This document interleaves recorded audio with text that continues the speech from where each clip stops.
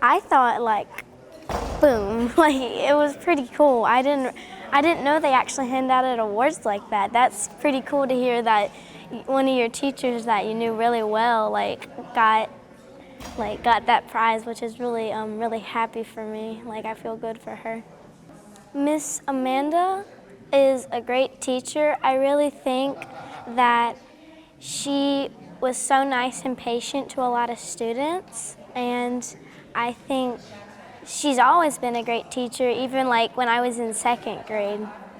I saw her being patient with children, and I saw her like being nice. She's so funny when she's teaching. It's always so good. Like when I see her, like when I walk through, it's pretty cool.